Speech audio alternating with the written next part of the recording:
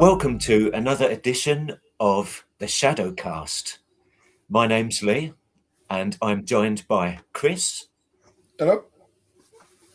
And our special guest today is Steve Parsons of ASSAP. He is Good afternoon, evening. Steve's not only the chairman, but also he is in charge of training the ASSAP investigators. So we've got lots to talk about, and Steve is going to be telling us all about what his role is and also about what it takes to be a paranormal investigator. So, Steve, welcome to the show. Thanks for having me. So, to get us kicking off, can you tell us what your role is and how you do it? Okay, I've been ASSAP. Well, I've been involved in ASSAP for a very long time. I first joined in about 86, 87. And I then let my membership lapse for a few years because I wasn't terribly happy with a direction that ASSAP was going. It was during the days of ASSAP trying to establish itself as a national representative paranormal body for the paranormal community, which was fraught with difficulties. It kind of like the paranormal equivalent herding sheep, I guess. It was doomed from the start.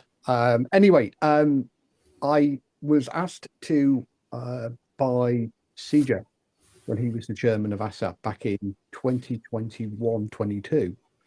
The training for investigators, which ASSAP has had as one of its core strengths since it was founded back in 1981, had sort of lapsed a little bit. There hadn't been any active training for a couple of years.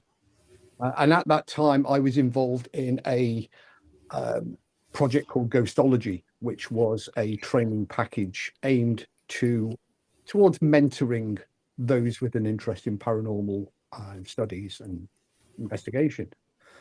CJ thought that perhaps would I come in as the training officer to try to revitalize ASSAP's training program. I agreed.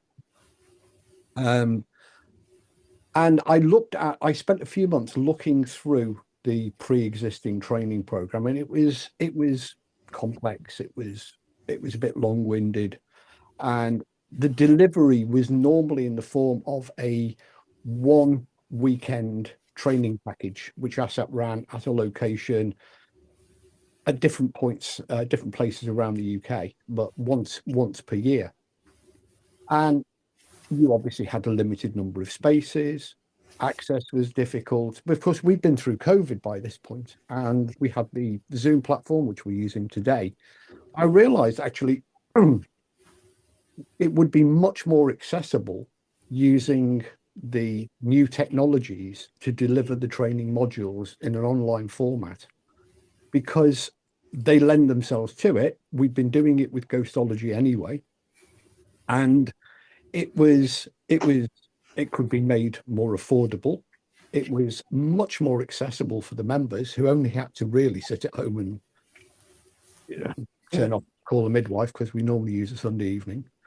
And we did retain for a while a sort of hybrid where some of the training was being delivered using the old face-to-face methods, whilst the online packages were being put together.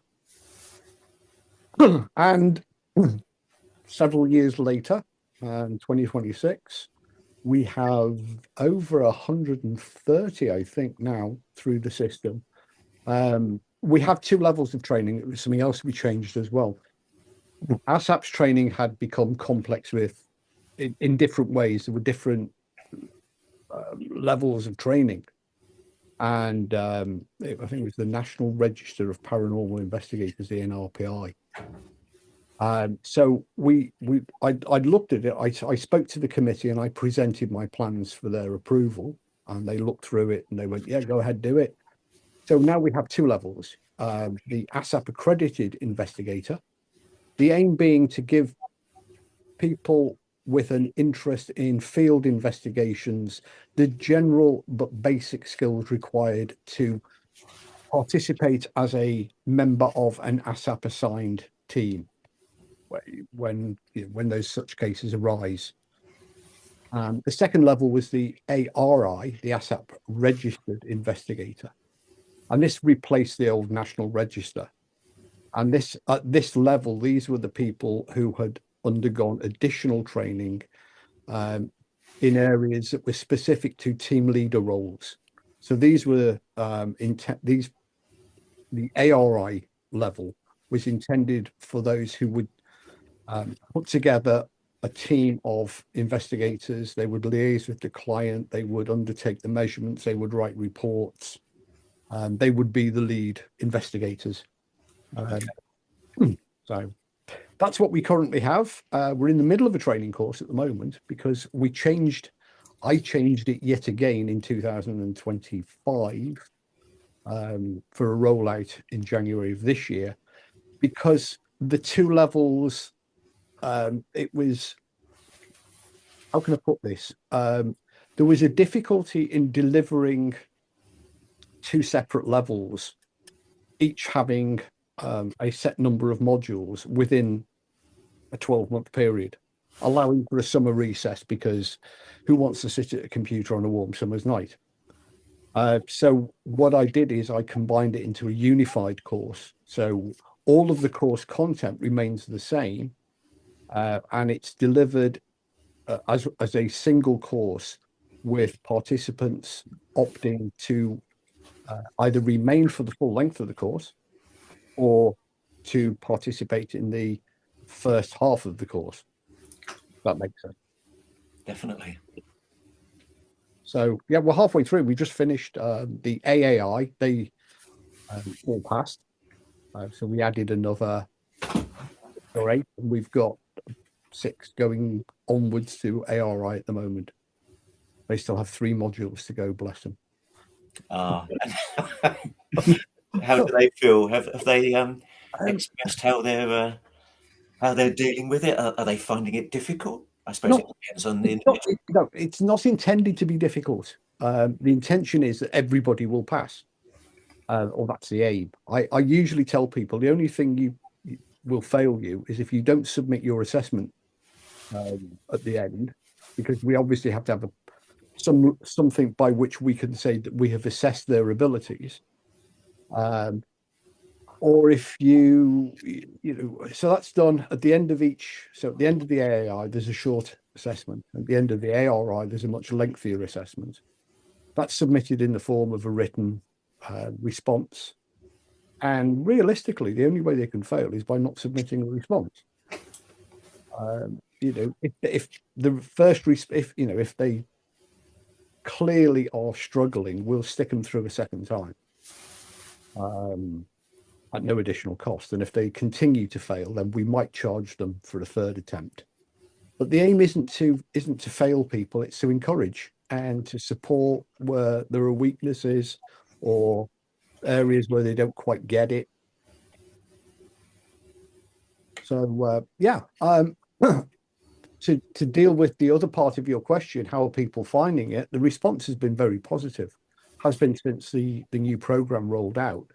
Obviously, the programs are continually monitored by feedback, and that's part of the assessment program module anyway. Looking at areas where we can improve, where the assessment or feedback is saying that improvements or the delivery methods or need a little bit more tweaking. So it's constantly being tweaked. As any good program should be, isn't it? It should be constantly evolving. Yeah, it is. I mean, I don't think any two courses are exactly the same as each other. The general content remains the same, but the delivery will change. It also changes with the dynamic of the group, because you get some groups. Obviously, it's not as good as in the old face-to-face days, where you can, get an immediate sort of gauge how the audience or the participants are. It's a bit more difficult over Zoom, but you do get an idea of personalities. And so, yeah, you do change the delivery slightly. You have to.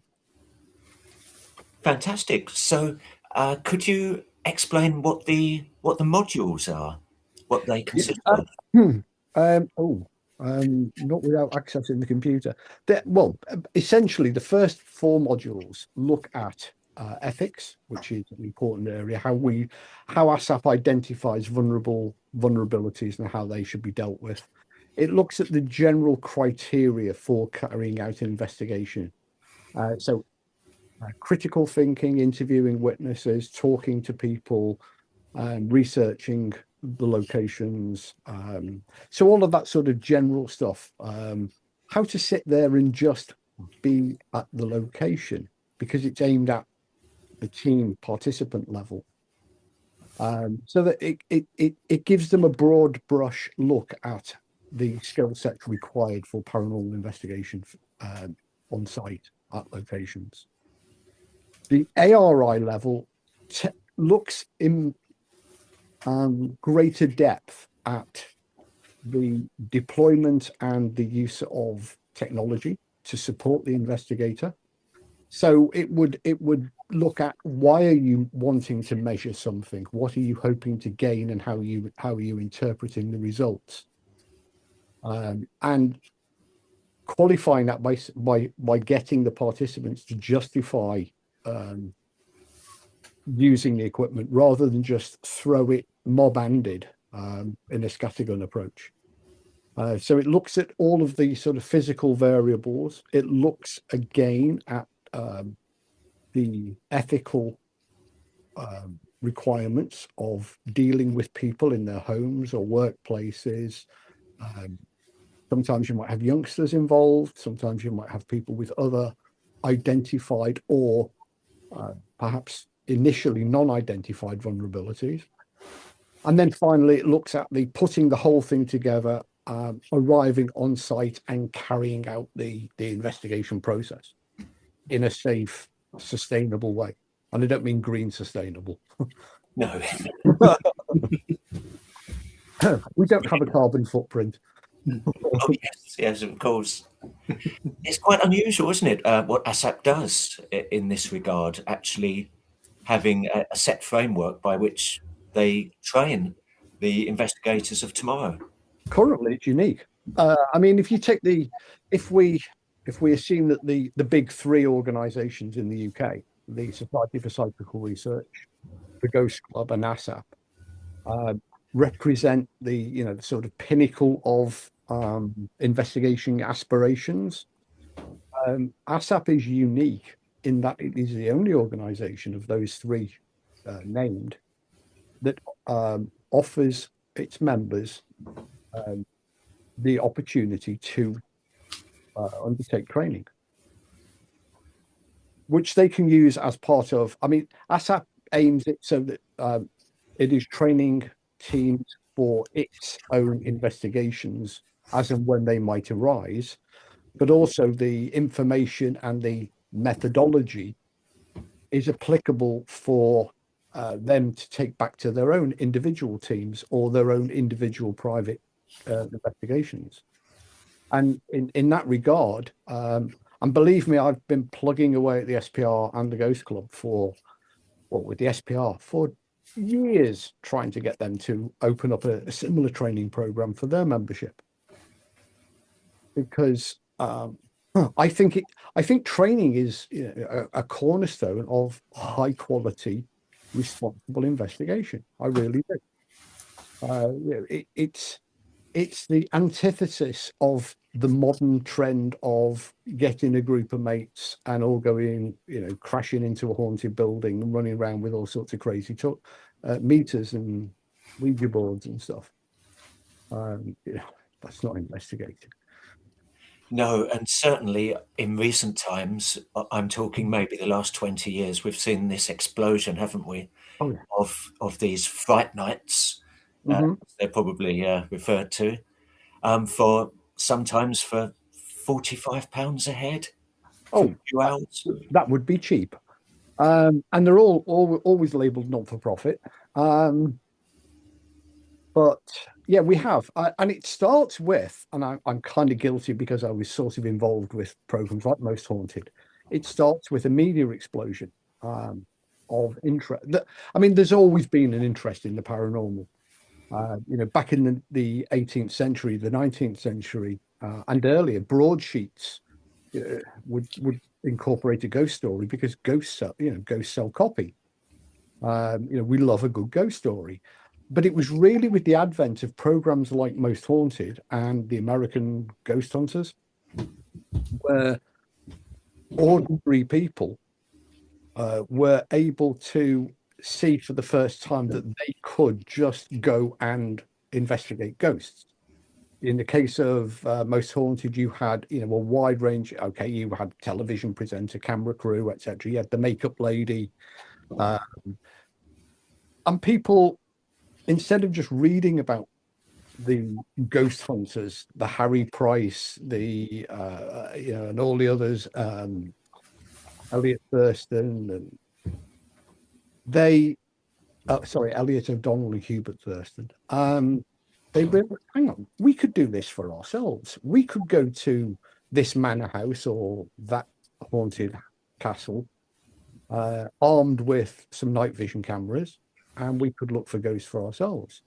And then shortly afterwards, you had the American ghost hunters, where they were plumbers for. I got into trouble once because Jason and Grant, God bless them, were plumbers for Roto-Rooter. Okay. Now, two plumbers chasing ghosts. A slightly pudgy one and a bit taller, thinner one. It was Super Mario, wasn't it? It was Super Mario. And I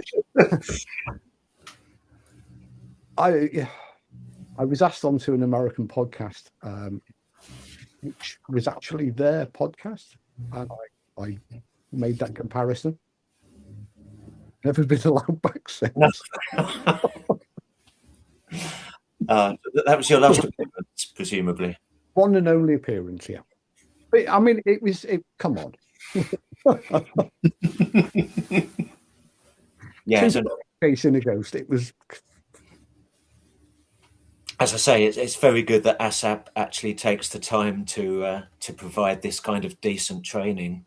And also, 20 years ago, we weren't really talking about ethics, I would suggest, in the typical investigation. We weren't quite so worried about those elements. Oh, I mean, ethics is vital, because if you look through investigations, let's take the famous case at Enfield, the Enfield poltergeist.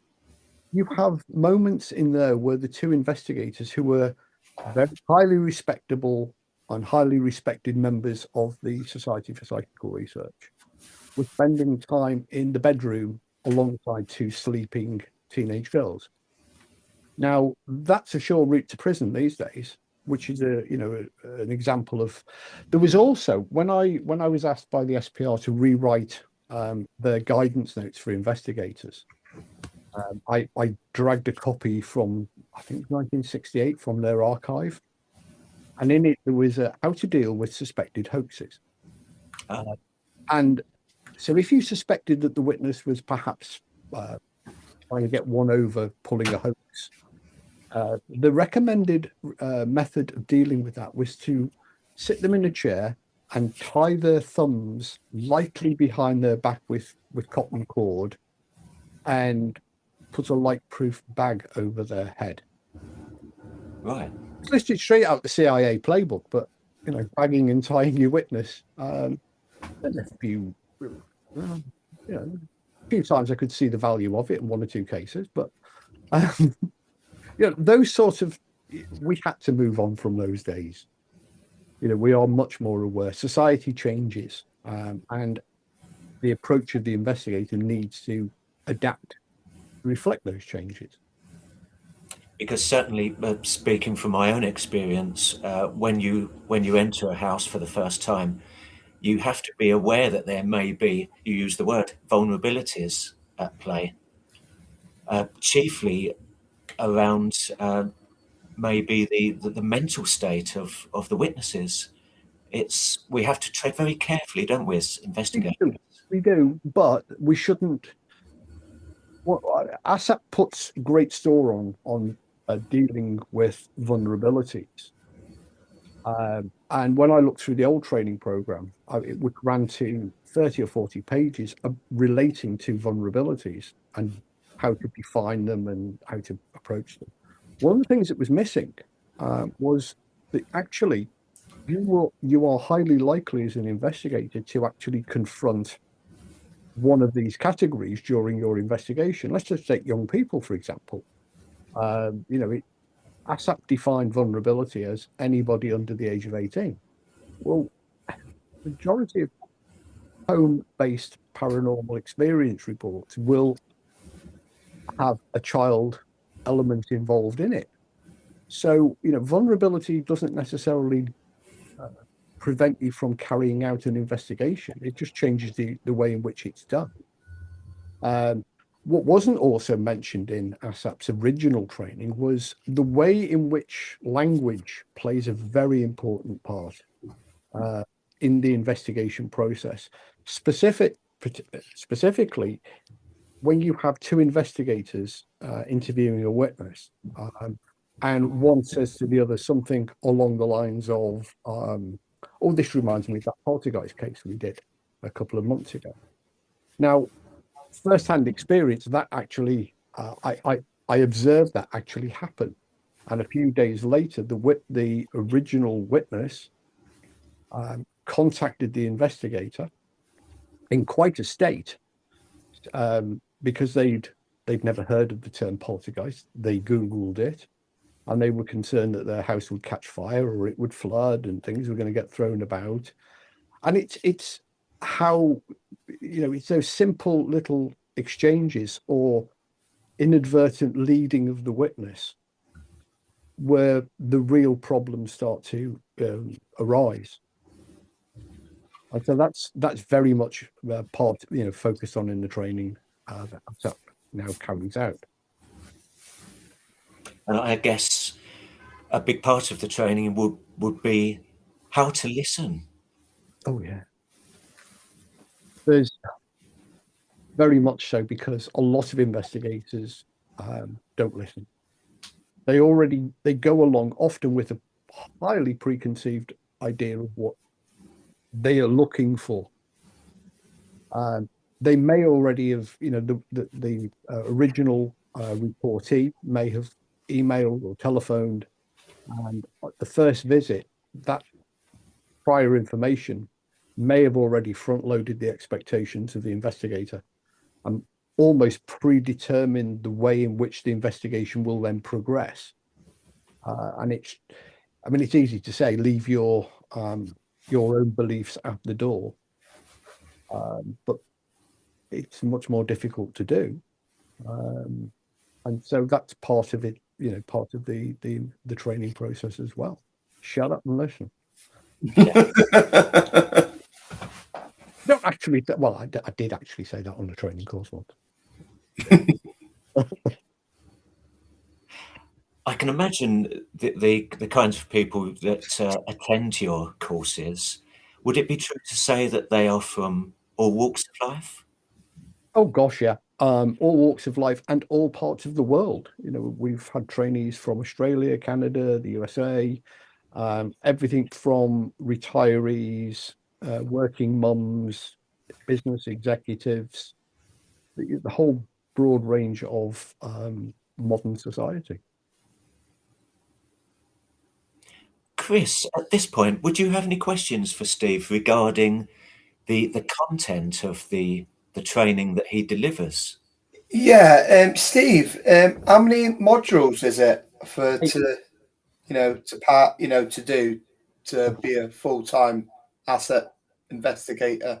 Well, you can't be a full-time ASSAP investigator because cases don't work like that. But to become an ASSAP accredited investigator, there are 4 modules and an assessment module, which is emailed in. To complete the full ASSAP registered investigator, this is where it gets a bit weird, because to complete the course, there are a further 4 plus the assessment. So it's 8 plus 2 assessments. That's all done online, remotely. Then we have, we started it last year because face-to-face training, particularly in regard to the practical elements of field investigating, we still prefer to do that in person. And so we started last year with what we call the training and activities weekend. So that incorporates an enhanced practical elements module for AAI registered investigators. So they've already done all the online stuff. And that's mixed in with social events, visits to, and the reason for that is it gives us a unique ability to undertake some set piece scenarios with crisis actors playing different roles. Yeah. But we've done it twice and it's been very, very well received, particularly the bits with the crisis actors. Yeah, I was just thinking, because when the COVID was on, everything was done online, wasn't it? Really, Yeah. when COVID was on, yeah, and that's what I thought. Yeah.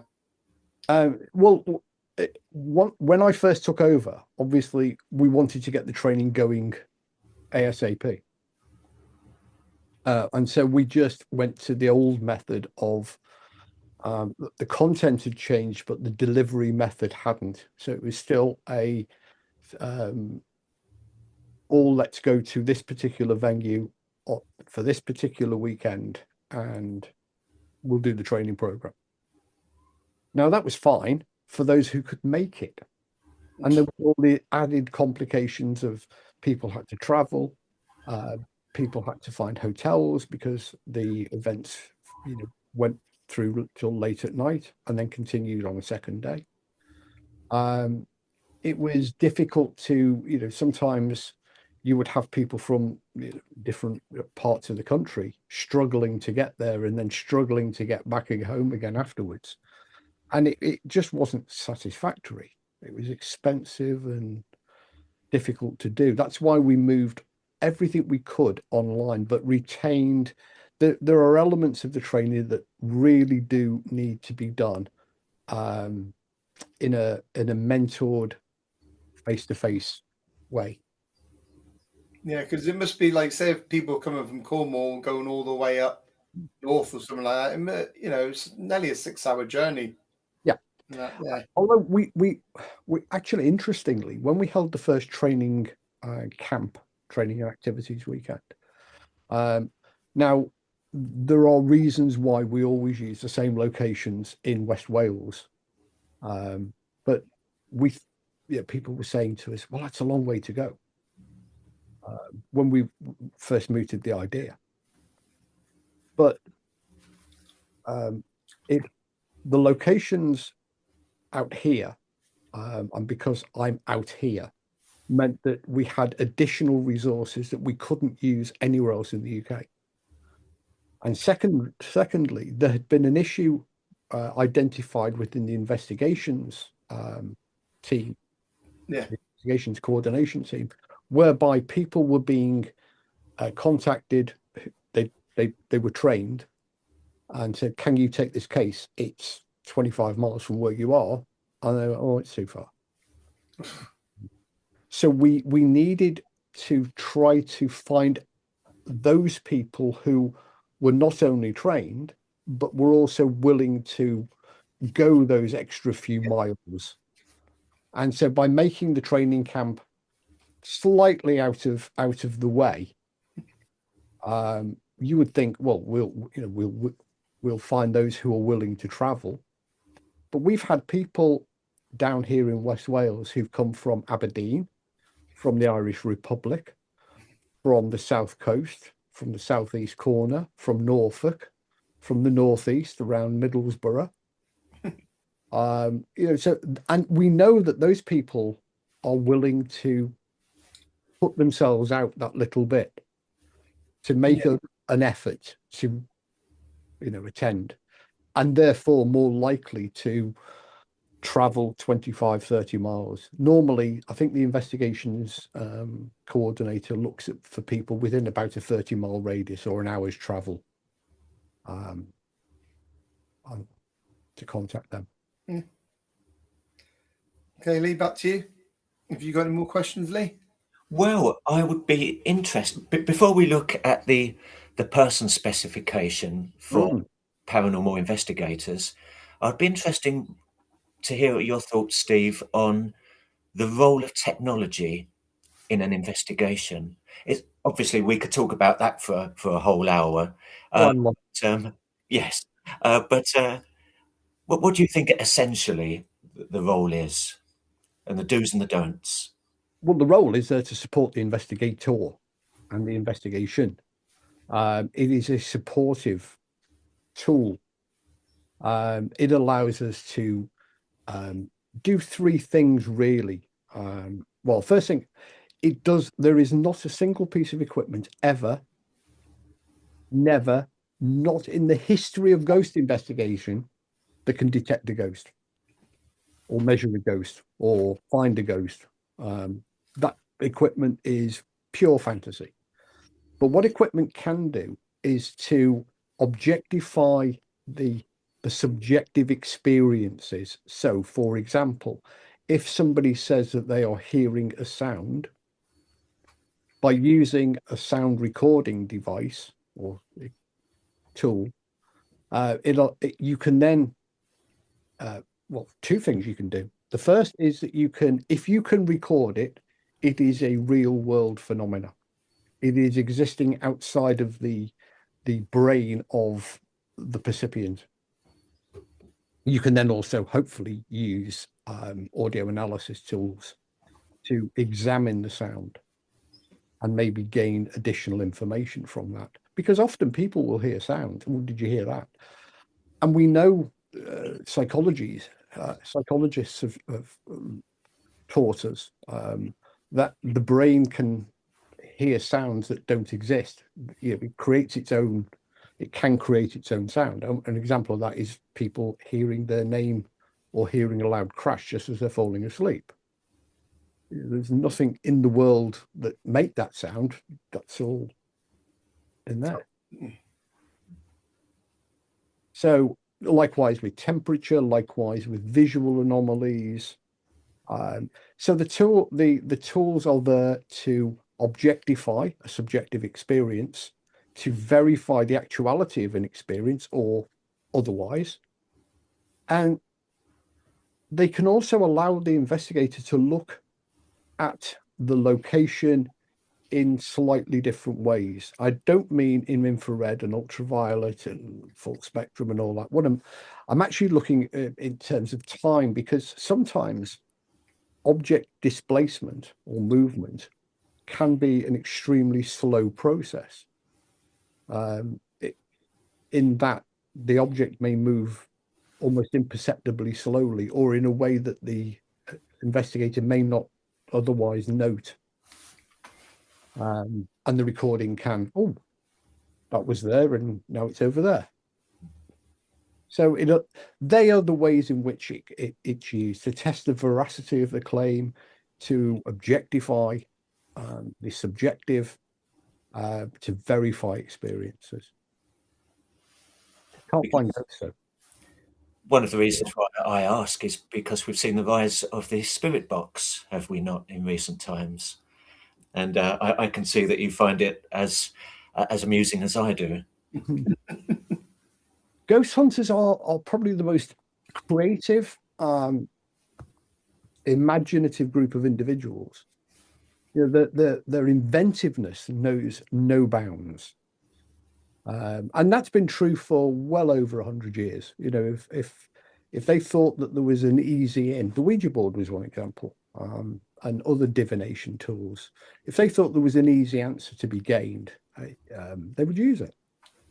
And after the advent of television, people saw devices being used by the stars on the show and seemingly getting fantastic results, and companies sprouted up back garage workshops and kitchen table inventors making their own versions of them, and selling them with often really quite extraordinary claims being made for them. Because, well, there's a buck to be made. I mean, it's true for spiritualism. Why not for ghost hunting? And it's that instant gratification as well, isn't it? When people watch documentaries, they want to see what could be evidence that contact has been made, and these devices can yeah. give that. It's instant ghost, just add water, or just add bleepy flashing lights. And the other thing is it blunts the questing mind of the investigator, because instead of looking for the explanation, they are not actually taking it any further than blindly accepting that the 3 flashing lights on their meter are proof of whatever it is that they're looking for proof of. And so, it blunts the investigation process, because people stop looking. They don't seek the explanation because it's there in their hand and it's squawking at them, all bleeping away. So that brings us to good and indeed bad practice. So what I think we can do now is to have a look at what a person specification might look like. In other words, what does it take to be a good investigator? That's probably the most difficult question I've ever been asked to consider, because ordinarily organizations like the SPR, like ASSAP, like the Ghost Club, their only real criteria for admission is show us your money. We want you to join. Come and join us. Pay your membership fees. We'll give you XYZ in return. Webinars, magazines, and conferences, and because they are the lifeblood of any society. But when there is no consideration at that level being given to people who want to, or we would like as an organization, to be our field investigators. In terms of entry criteria to the organization, it's money, filling in the application form, and to the investigation training programs, then there is a financial element to it, but people have to apply. So there is, first of all, there is you must be interested enough because you've applied and you've indicated an interest in participating in the course. Now, we know that some people only want to badge collect or to take back the kudos of having an ASSAP or whatever organization accreditation. And that's actually dealt with in the training course. Because there will always be people who are badge collectors. During the process of the course itself, one starts to recognize where the real investigators are, or who the real investigators are, as opposed to those who are just ticking boxes and collecting badges. Now, with personal qualities, obviously, I think the first one, if you want to investigate ghosts, there has to be a curiosity, a genuine, legitimate interest, a desire to want to know more about the subject that you're looking at or involved in researching. I think back to my own interest, and it started off as quite a youngster many years ago. And I simply wanted to see a ghost. I'd read about ghosts in books and the early ghost hunters, they just used to sit on the stairs with a flask of brandy and a loaded musket. And the ghost would, chuck its head under its arm and wander down the corridor. I thought that's got to be the coolest thing to see. I want to see a ghost. And I had this desire at quite an early age just to see a ghost. Now, I think back to me then, and that desire really still hasn't gone away. I still want to definitively see a ghost as much as I did when I was a little one. So curiosity, I think, is a major consideration when you are looking for someone who has that desire within them to want to know more. Also, the interest, you can see it reflected in perhaps the bookshelves. When you start discussing, well, have you got this book? Have you read this book? Do you know of this particular very well-known case? No, I meant to read it, or I've got it on the shelf, but I haven't read it. It's if I was going to investigate anything or get involved, I have an interest in other things apart from ghosts, but a deep desire to know more about the things I'm interested in. And so you're looking for that characteristic, that beyond superficial interest. You're looking for somebody who's genuinely curious. So I think that is one of the most important criteria. The rest kind of follow naturally from that, because if you are curious about something, if you want to read in depth, study in depth, design, research projects, visit locations and study them as to why people have experiences at that particular place, then the rest of things, like, it's very rare that the rest of the qualities would be missing. Common sense. Tony Cornell, one of the leading investigators who sadly moved on and now knows the answers, once was describing the requirements of an investigator, and he said, and above all, common sense. Yes. And I think that sums it up really nicely. You don't need to sort of write down a long list of requirements. Common sense and curiosity, because the rest of the requirements are really met by being a member of the human race, or a moderately functioning member of the human race.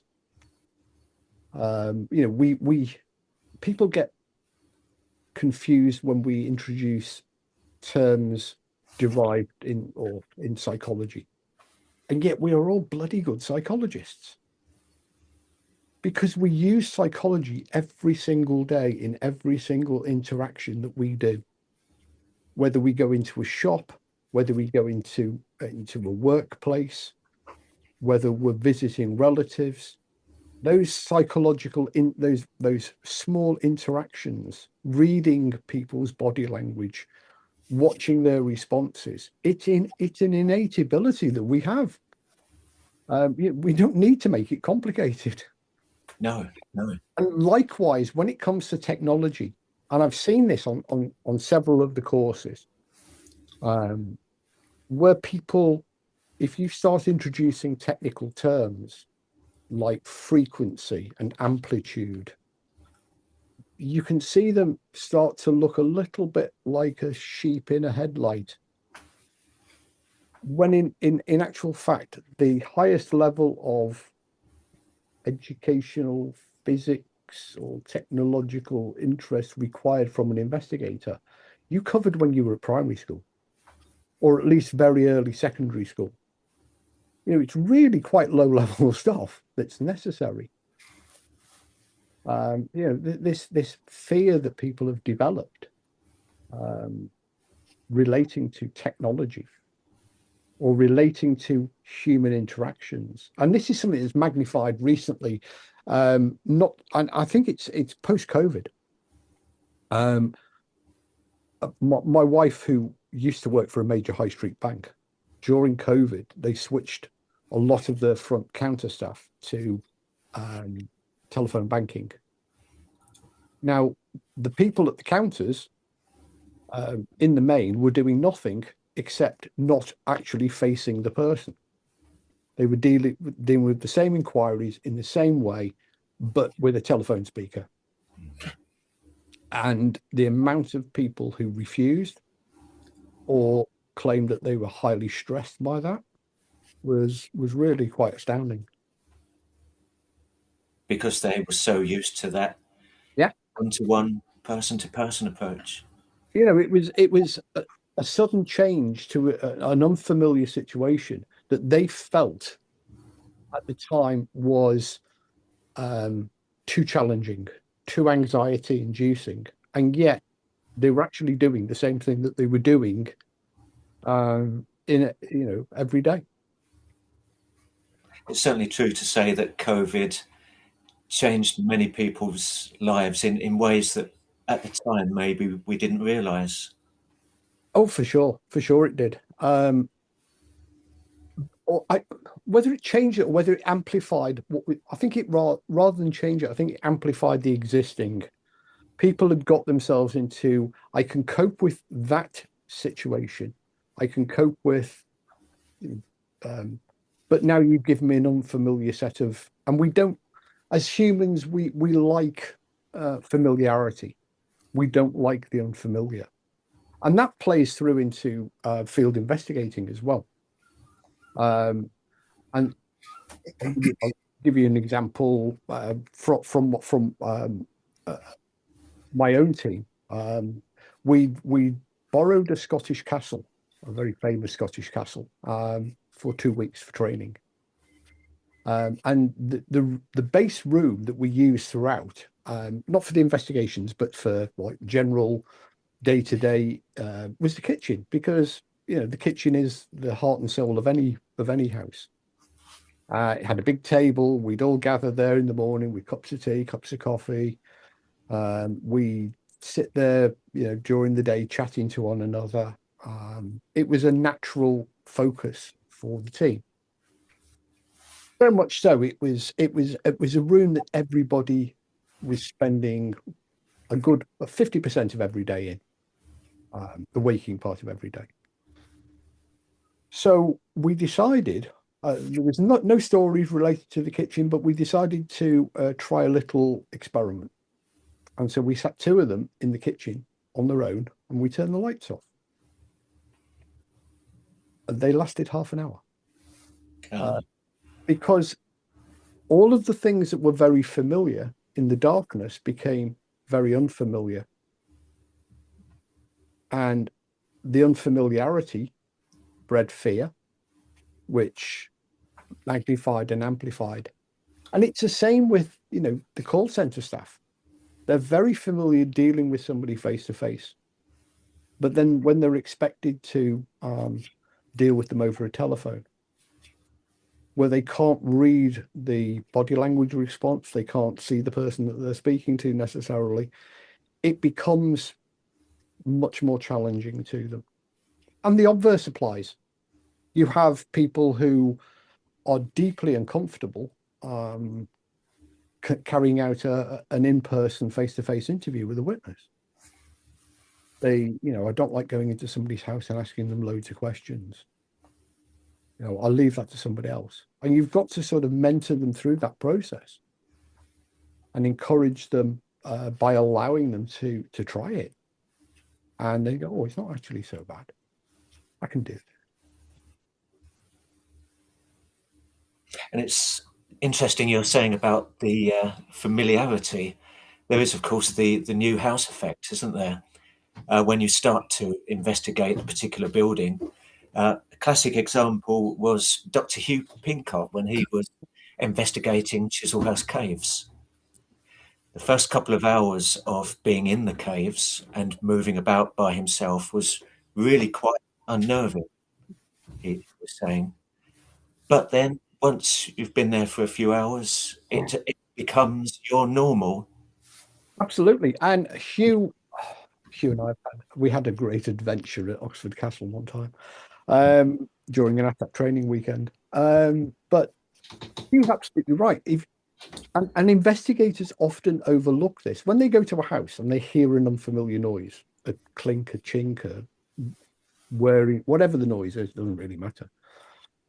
They never think to ask the homeowner who lives there. Or if it's a workplace, ask one of the office workers, what's that noise? Oh, that's the water conditioning or the air conditioning or the plumbing because all of the sounds that are normal in your house or place of work. You can recognize them and go, oh, that's even if it might sound, quite often central heating when it fires up, particularly ours here, does an uncanny rendition of a set of footsteps walking across one of the upstairs rooms as the pipes start to expand. And, it would catch people out. And it caught me out the first time I heard it. I was like, but, as you say, you become familiar with it. You accept it as you understand what the cause is. It's not in any way threatening. It's not in any way somebody walking around on the floor above you. And so part of, a good investigator will rely on the fact that the homeowner or person that's called them into a workspace or the castle, what's the word? I don't want to say janitor because that's an old term probably doesn't exist anymore, but the maintenance guy at the castle, they're there way more than you'll ever be there. They know what's normal. They know that the light over the porch flickers every once in a while. They know that the Wi-Fi doesn't work down that end of the corridor. And all the things that are often attributed to the paranormal. Just by speaking to the best investigating tool that you have, which is the witness, the person that's there 24/7 usually, they'll tell you what's normal. So that's one way of sidestepping the new house effect. Rely on somebody who knows it well enough to know what's. Excellent. And obviously, the course that you provide is making the investigator aware of this kind of thing. So you say about the innate skills that we have anyway and personal characteristics, but also this course will just make the investigator more aware, really. There's nothing that we teach that isn't. Most of it, and the feedback reflects that. People say, "Well, that's just common sense." Well, of course it is, but it's only common sense when somebody reminds you it's common sense. And I think one of the other parts of the training course, I think, has a secondary aim, because it's been noted that people will attend different training courses, and you can give them all of the instructions and directions and advice, and then they go and turn the lights off and it reverts to an episode of Most Haunted within 5 minutes. The amount of times that happens potentially happens because people have this scary ability to revert to what is familiar, which is usually television or YouTube ghost hunting. They turn the lights off, they start to call out, they start to aimlessly wander. And so the ARIs, part of their training is to kind of guide the team back into line. And we don't do that. That's not very scientific. It's people management skills as well that have to be, because all right, some jobs already, some people will already have people management skills as part of their CV for their job role, but some people don't, and they've never had to organize 2 or 3 people and give them directions and supervise the activities. And for some people, that is possibly one of the biggest challenges they need to overcome. Telling people, well, can you go over there? And then when they wander off, can you get them back over there, please? Well, they didn't like to say anything.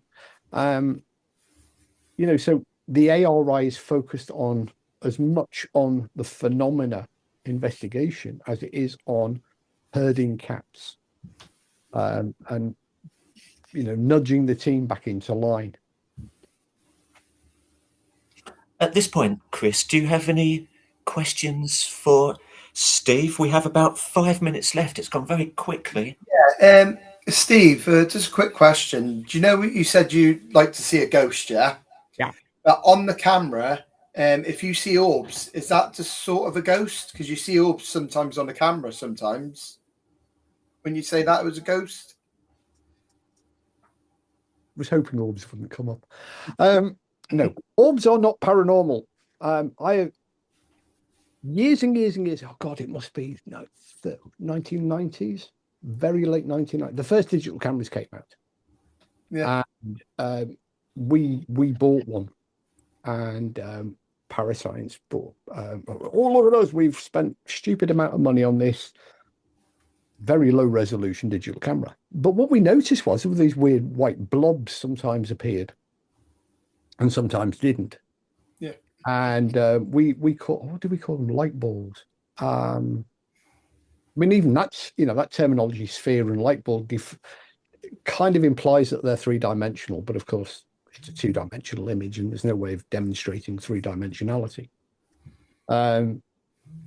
They seem to pop up almost inexplicably from time to time, and they baffled us. But then they turned up so often that we started to, it started to, like, hang on a minute, we're seeing them all the time now.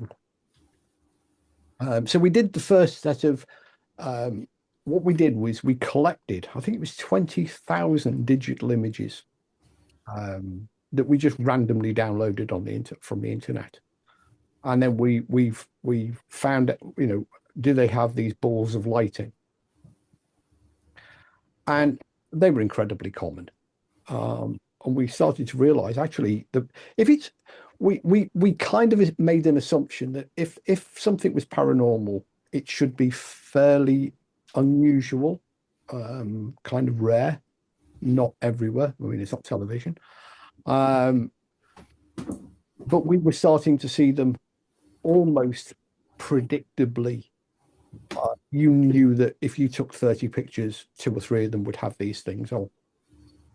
So that to us didn't smack us sitting comfortably with our assumption that the paranormal is rare.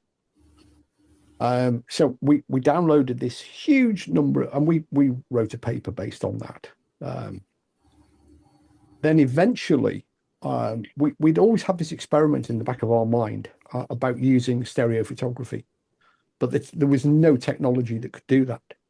Then Fuji, I can't remember what it is, must have been about 90, 92, 93, around that point, released a 3D stereo digital camera with 2 identical sensors, 2 identical lenses, 2 identical of everything side by side in one camera body. We realized actually we could now use this because we could measure the parallax between between the left and the right images. So if an orb appeared on one but not on the other, we knew it was orientated very close to the respective lens sensor array. And so we published a paper on that. And then people said, wow, we've got orbs that are moving. So we just retaliated by saying, well, the technology of a digital still camera is exactly the same as a digital video camera. It's just one's recording 30 frames every second and the other one's recording 1 picture. And we did actually look at doing some experiments with stereo video, but it was horrendously expensive. We couldn't afford it. The orb is dead. I wrote a paper. Orbs are a load of balls. What was that? Anyway, that's what they are. Okay. Are so they are so well understood that if you buy or one of the early digital cameras used to include Fuji did it, Canon did it, Sony did it. All included a page saying you might find these unexpected white blobs appearing on your picture. Nobody ever saw that page. They never bothered because, you know, who reads the camera's instruction manual anyway? Yeah. So, it's just that when people saw it, they think it, but now you've explained it that it's in the instruction manual. People have not read it. Do you know what? When we talk about lead the horse to water, but you can't make it lie down. When we published the Orb paper, and it was published through ASSAP, SPR and we released it publicly through the website. And it's still available on the website. One of the early responses was that, yeah, I think what you're saying is really good. It really explains it all. But if you look at the third orb on picture, whatever it was, I think I can see a face. Okay. You can never convince people all of the time. And I think what was also quite strange was by the around 2010, the paranormal community had largely accepted that the orb phenomena was had a perfectly mundane explanation, or at least in 99% of cases, the 1% being the picture that they themselves had. Then we started off with a new generation of investigators inspired by Ghost Adventures and Zach. And they kind of didn't realize that another generation had already gone down that route with EMF meters and digital photography and night vision. And of course, they encountered exactly the same phenomena that were appearing on their cameras. And then there was like a second wave of orb phenomena that happened because they hadn't realized or bothered. Let's talk about research and interest. They weren't sufficiently interested to look back to see if anybody had ever encountered this phenomena before. So I think the orb is at the moment, fairly put to death. The general consensus amongst the paranormal community around the world being that 90% of orbs are dust, insects, moisture, pollen. The remaining few percent are the ones that they've captured on their photographs. Okay, thank you for that, Steve. Back to you, Lee. Thank you, Chris. And thank you very much, Steve Parsons. It's been a fantastic discussion all about your role. Yeah, it's been for me, it's been a refreshing, because normally it's infrasound and EVP and EMF and when did you see a ghost and do you believe in ghosts? So it's been a very different podcast, and I've enjoyed it for that. Good. Yes, we try to take a different angle on the Shadowcast whenever we can. Thanks for having me. Thank you, that's Steve as well. Thank you very much for watching. Thank you very much to Steve, and it's goodbye from Chris. Bye. And it's goodbye from me, and we'll see you again on the Shadowcast.